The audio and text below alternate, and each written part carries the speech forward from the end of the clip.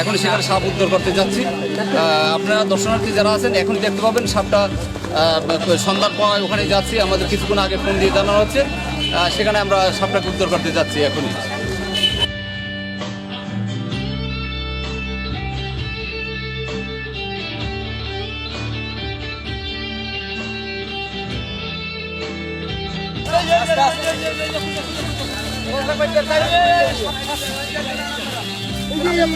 Camera অধিক ধরবেন।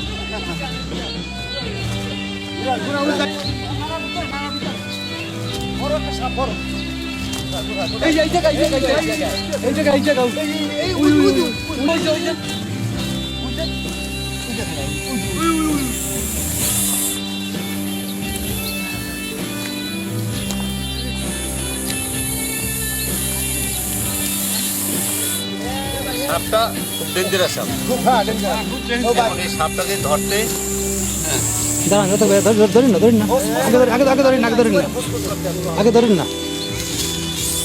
আমরা এই নালার মধ্যে দিতে চাই।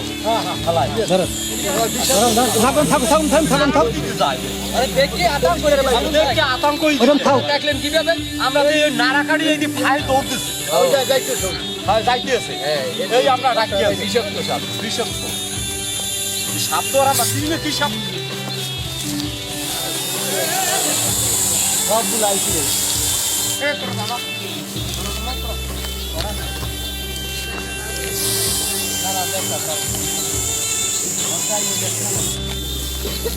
এটা একটা চন্দ্রবোড়া সাপ, সাপটা চন্দ্রবোড়া সাপ। এদিকে যাইতেছি,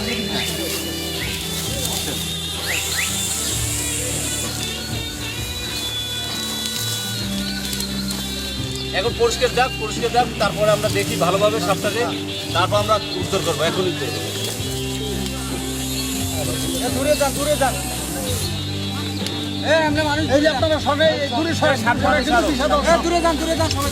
সবাই দূরে যান, সবাই দূরে যান।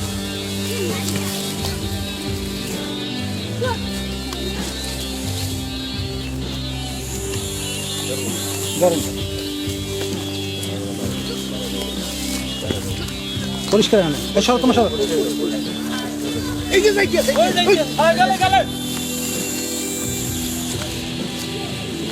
ভাই শালা তো বড় ডেঞ্জার না, ওস্তাদ যাওয়া নাই, আর যাইতে পারবে না, আর যাওয়া নাই, ওস্তাদ আইব। থাকেন থাকেন থাকেন বাইক বলো সাপটা চোখে পড়ছে, চাল্লাই যান।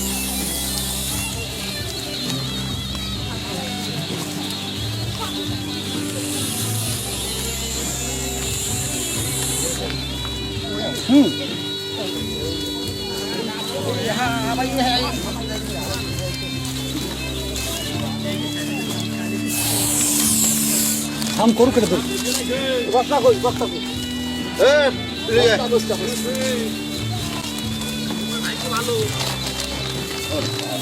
কিছু বলেন। এটা একটা চন্দ্রবোড়া সাপ, এবং অনেকের সময় গ্রামগঞ্জে গুয়েপোড়া সাপ বলে, চন্দ্রবোড়া বলে, রাসেলস ভাইপার বলে। এই সাপগুলো, এগুলো ধান কাটে সাধারণত থাকে। কৃষক যখন ধান কাটে তখন এই সাপগুলো মানে আক্রমণ করে যে কোনো মুহূর্তে, কিন্তু কৃষক বুঝতে পারে না যে মাটির নিচে এই সাপটা লুকানো থাকে। যখনই কৃষক পা ফেলায় তখন এই সাপটা আঘাত করতে শুরু করে। কিন্তু এই সাপটাকে এখন যারা এখানে কৃষক নাড়া এখান থেকে ধান কাটতেছিল, ধান খেতে, তখন ওনাদের চোখে পড়ে বিজয় এই সাপটাকে আমাকে যখন ফোন করে বলে, আমি এই সাপটাকে উদ্ধার করতে আসি। এবং আমাদের এই নন্দীপাড়া বা বাংলাদেশ স্নেক ভ্যান প্রজেক্ট থেকে আসছি।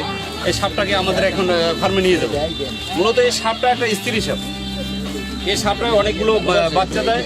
এই সাপগুলো আমাদের ফার্মে একটা সাপ আছে, আমরা আরও একটা সাপ আজকের এখান থেকে উদ্ধার করলাম, এই গ্রাম থেকে। এবং এটা ইন্টারন্যাশনাল হিসেবে প্রায় এটার অনেক মূল্য, এটা বিশেষ। আমরা এখন এটা আমাদের ফার্মে নিয়ে যাচ্ছি, কিছুক্ষণের ভিতরে আমাদের ফার্মের কাছে পৌঁছে যাব।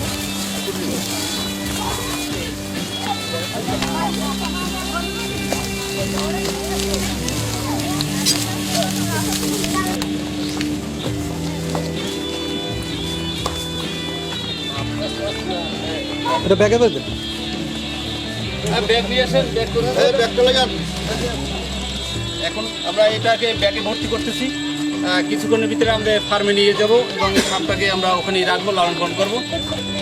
আমরা এটা এখন ব্যাগের ভিতরে ঢুকিয়ে রাখছি। ফার্মের এই 4 জন লোক আছে আমার সাথে, ওনাদেরকে নিয়ে সাপটা উদ্ধার করলাম।